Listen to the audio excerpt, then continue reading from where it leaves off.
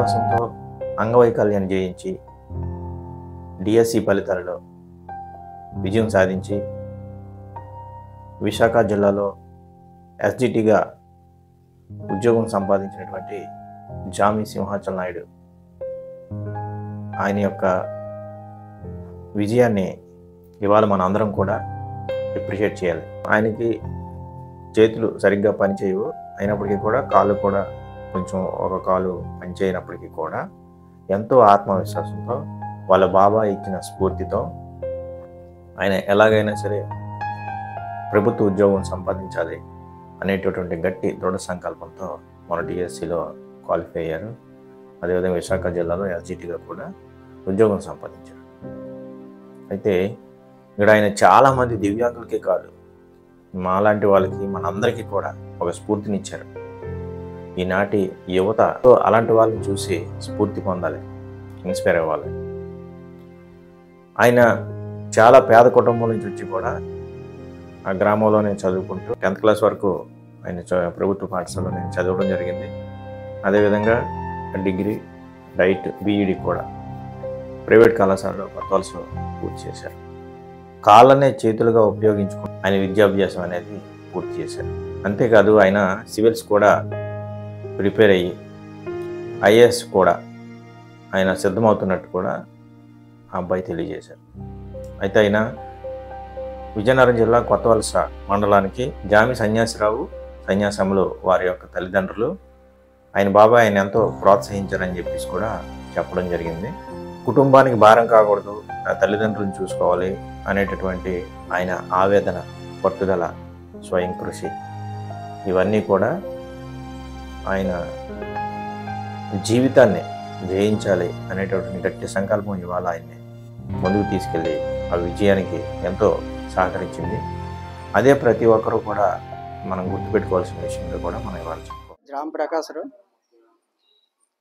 కుర్రోడు పేరు జామ్ సంవత్సరం మా కజిన్ బ్రదర్ మరి అబ్బాయి. అయితే కుర్రోడు చిన్నప్పటి నుంచి చదవాలని పట్టుదలతో బాగా చదివేవాడు.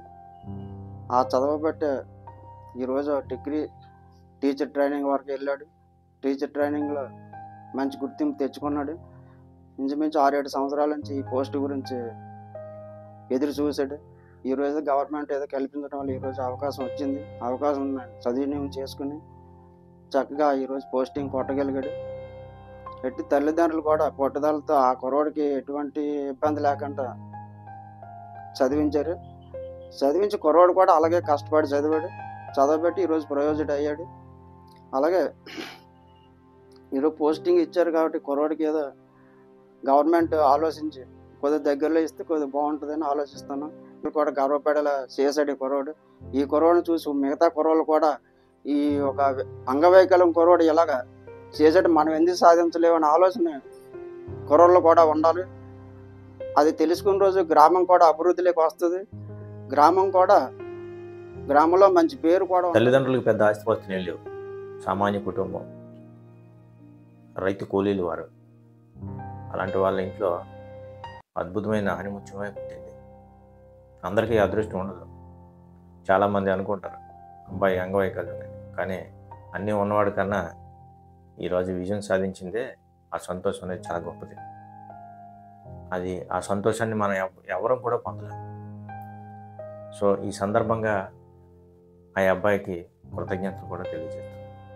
నా పేరు జామి సింహాచలం నాయుడు. నేను విజయనగరం జిల్లా కొత్త వలస మండలం గంసిరిపాలెం గ్రామానికి చెందినవాడిని.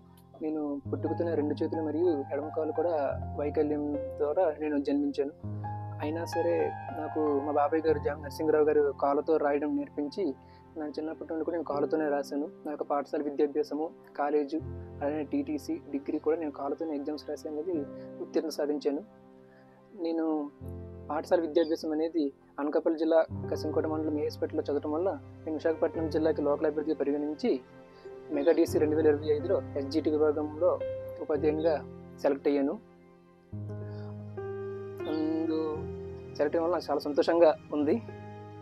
అలానే రేపు బోధనా వృత్తిలో కూడా పిల్లలకి మరియు తోటి ఉపాధ్యాయులకైనా అందరికీ కూడా నేను ఒక ఆదర్శవంతంగా నిలిచి నన్ను స్ఫూర్తి పొంది వాళ్ళని చూసి నిరుత్సాహపడకుండా నన్ను చూసి స్ఫూర్తి పొంది వాళ్ళు కూడా తమ జీవితంలో తమ ఆశయాలను కూడా నెరవేర్చుకుంటారని ఒక స్ఫూర్తి నేను వాళ్ళకి ఉంటానని, అలానే అందరికీ కూడా సక్రమంగా పిల్లలందరికీ కూడా న్యాయం జరిగేలా పాఠాలు బోధిస్తానని నేను ఆశిస్తున్నాను.